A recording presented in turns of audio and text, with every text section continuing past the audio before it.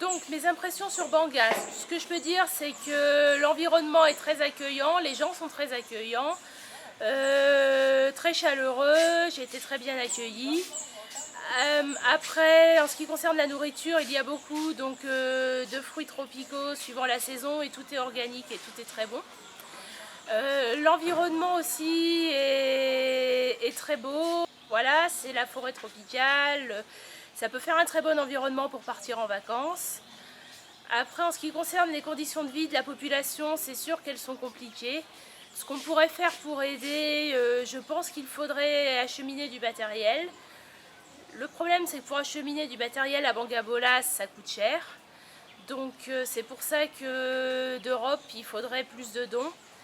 Et éventuellement, les gens qui auraient du matériel, que ce soit du matériel pour l'école, des livres, du matériel un peu technique, informatique, à faire marcher avec des panneaux solaires.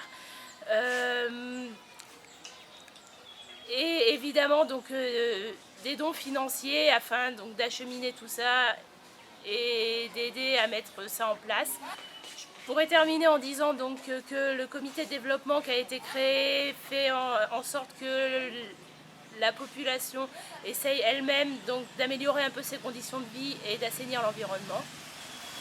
Et donc c'est une bonne chose, mais qu'avec un peu plus d'aide, on pourrait vraiment améliorer les conditions de vie de ces gens. Lors de notre visite dans les écoles de Bangabola, nous avons été frappés par le manque flagrant de matériel pédagogique. Dans plusieurs salles de classe, il manque des bancs et des tables. Nous avons également été surpris par la bonne volonté et l'enthousiasme affichés par les enseignants et les élèves. Les bâtiments ont grandement besoin d'être rénovés. Il y a plus de 1000 élèves à Bangabola.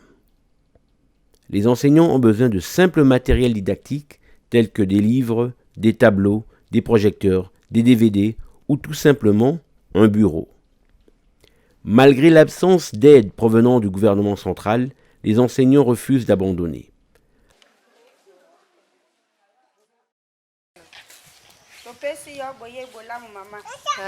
Bonjour.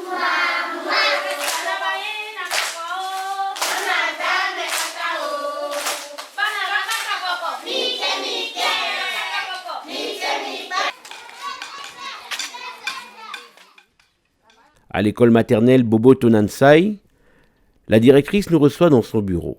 Le bureau est une case en terre.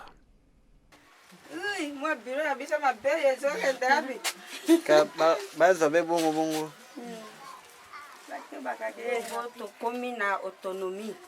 Zambie kalakala école oyo ezaki ya banyango.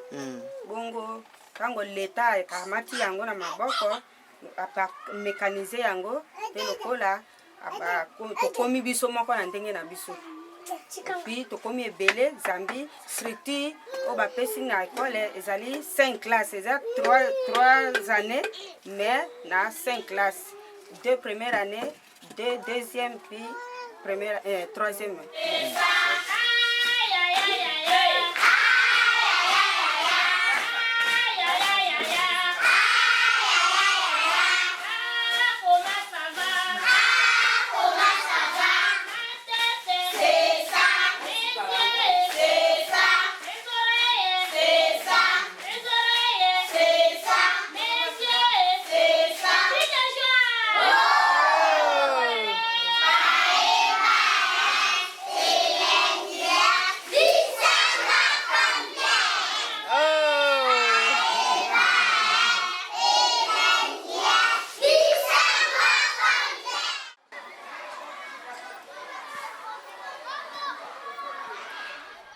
Afin de pallier le manque d'électricité, nous allons aider ces écoles à construire une bibliothèque éclairée à l'énergie solaire. Ainsi, les élèves de l'internat pourront étudier et lire même après 18 heures. Car à Bangabola, après 18 heures, c'est l'obscurité totale.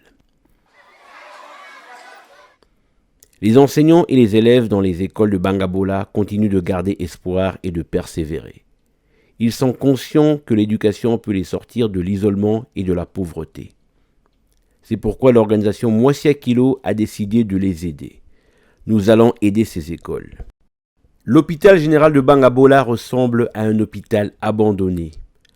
Nous sommes au cœur de la province de l'Équateur, en République démocratique du Congo. Dans cette zone éloignée, le personnel de l'hôpital a décidé de ne pas baisser les bras. L'infirmier-chef, Papa Etana, travaille dans cet hôpital depuis 40 ans.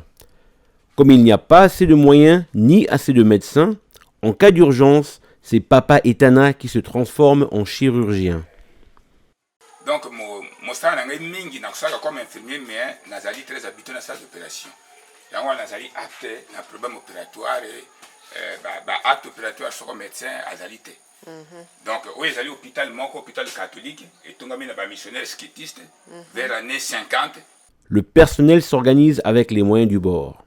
Il faut toujours persévérer. Il n'y a plus de bonbonnes à oxygène et les patients s'allongent sur des lits métalliques sans matelas. À la maternité, il n'y a même plus une seule couveuse. Par conséquent, les enfants prématurés sont condamnés à mourir, tout simplement.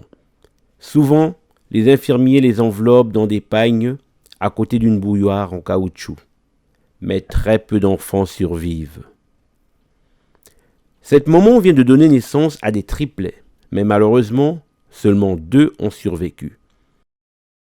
Une ONG catholique appelée Memissa a longtemps assisté cet hôpital en assurant, entre autres, une partie du salaire du personnel. Malheureusement, cette ONG s'est retirée depuis. Voici enfin le laboratoire de l'hôpital général de Bangabola. Pourtant, il suffit de très peu de choses pour remettre cet hôpital en marche. Ils ont de la bonne volonté, mais il leur manque du matériel médical neuf ou d'occasion. Il faut absolument améliorer les services de santé existants en fournissant certains équipements de base, tels que les incubateurs qui permettront de sauver la vie de milliers de bébés nés prématurément ou encore des lits et des matelas pour les bébés. À l'heure actuelle, seulement 2 pompes à eau alimentent tout le village en eau potable. Le personnel de l'hôpital général de Bangabola continue de garder espoir et de persévérer. C'est la raison pour laquelle nous aussi avons décidé de ne pas les laisser tomber.